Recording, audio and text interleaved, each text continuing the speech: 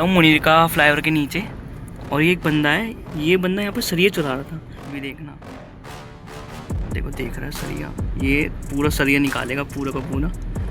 Mileage आ रही है 10.4 इन city. हमारी गाड़ी में बहुत इम्पैक्ट आया, हमें मैक्स 13 से ऊपर नहीं मिली। तो रेनॉल्ट को ये समझना चाहिए कि अगर आप इतनी मतलब गाड़ी दे रहे हो, बड़ी 7 सीटर दे रहे हो सस्ती में, तो एटलीस्ट उसके ऊपर हद से 50-60 हज़ार रुपये अगर तुम बढ़ा के क्रूज़ कंट्रोल भी दे रहे हो तो कोई दिक्कत वाली बात नहीं है।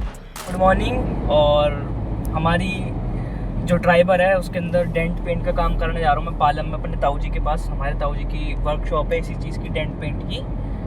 और एक्चुअली हुआ क्या था, हम लोग हाईवे पे चल रहे थे और एकदम से साइड से ट्रक आ गया था। सोचो हाईवे पे चल रहे थे, ट्रक आ गया था, उसने बस गाड़ी उसकी तरफ से थोड़ा टच ही था। हमारी गाड़ी में बहुत इम्पैक्ट आया। हमने उसको ट्रक वाले को रोकने की कोशिश की, लेकिन इतने में वो पार हो गई क्योंकि हाईवे था। और फिर हमने भी हम लोग फैमिली के साथ थे तो हमने भी नहीं सोचा कि क्या उससे वो लेना, तो हमने सोचा कि खुद करा लेंगे। इंश्योरेंस क्लेम नहीं करेंगे लेकिन हम इसको खुद ही करेंगे अपने उस पर, क्योंकि इंश्योरेंस से क्या है ना कि इंश्योरेंस से बस क्लेम कर लो, फिर कंपनी आएगी, उसके अंदर 3-4 दिन लग जाएंगे। लेकिन हमें चाहिए बिल्कुल रैपिड काम, तो हम जा रहे हैं पालम। मैं आपको बाकी की डिटेल्स आपको दे दूंगा डिस्क्रिप्शन में। अगर आपको कोई डेंट पेंट का काम करना हो तो मेरे ताऊ जी हैं, तो वो अच्छा काम करते हैं उस चीज़ में, तो मैं आपको बता दूँगा। फिलहाल तो अभी हम जा रहे हैं। माइलेज आ रही है 10.4 इन सिटी।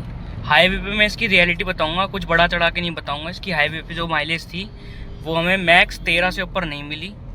अब हमें ये नहीं पता कि क्यों नहीं मिली या फिर क्या रीज़न था, लेकिन इसकी माइलेज बहुत बेकार मिली हमें।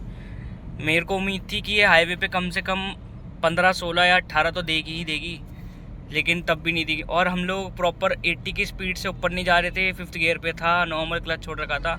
बस इसमें क्रूज़ कंट्रोल की दिक्कत है, इसके अंदर बस यही कंट्रोल्स आते हैं यहाँ पे। और ये टॉप से एक नीचे मॉडल है, RXT मॉडल है ये। इससे ऊपर एक RXZ आता है, उसमें भी क्रूज़ कंट्रोल नहीं आता।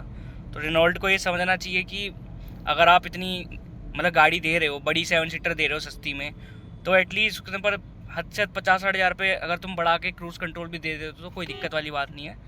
और बाकी मैंने रेनॉल्ट में एक और चीज़ देखी है, खास करके ट्राइबर में और क्विड में। चलो क्विड में तो फेसलिफ्ट आया, लेकिन ट्राइबर जब से आई है ना, जब से एक ही जो इसका फेसलिफ्ट चलता आ रहा है उस टाइम से, तो इनको ये भी चेंज करना चाहिए। और अभी थोड़ी बहुत खबर ये थी, जब हमने इस गाड़ी को लिया था तो उसकी खबर ये थी कि इसके अंदर फेसलिफ्ट दिसंबर में लॉन्च होगा। और एक और खबर है, इसमें हम रेनॉल्ट की तरफ से अब डस्टर भी देखने वाले हैं, जो डस्टर भी ये लॉन्च करेगी अपनी। डाशिया जो बाहर उसमें चलती है फॉरेन में, डाशिया के नाम से, सेम उसी का मॉडल आएगा डस्टर के नाम से। उम्मीद है वो गाड़ियाँ अच्छी हों। बाकी रेनॉल्ट से हमें कोई शिकायत नहीं है, मेरी फुलफिलमेंट पूरी की इसने, बाकी गाड़ी तो अच्छी है। पे ये एक बंदा है, सरिया चुरा रहा है बंदा। इसको बेच के ज़्यादा से ज़्यादा क्या करेगा, इसको बेच करके नशे करेगा या कुछ खा लेगा। खाएगा नहीं, नशे ही करेगा ये। लेकिन देखो ये हथौड़ा वथौड़ा लेके आया पूरा बेचने के लिए, ठहरा लेके आया भाई, सारी चीज़ें रखने के लिए इसके अंदर। ताऊ की वर्कशॉप है, ये सामने है ताऊ की वर्कशॉप पालम के अंदर।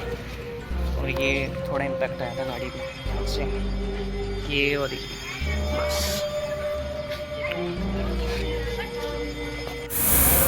भाई। इसमें लगभग थोड़ा बहुत डेंट तो निकाल चुके हैं यहाँ पे, जहाँ ज़्यादा इम्पैक्ट हुआ था वहाँ से तो निकाल चुके हैं। पेंट वेंट होएगा इसके ऊपर, तभी साइड बैठेगी।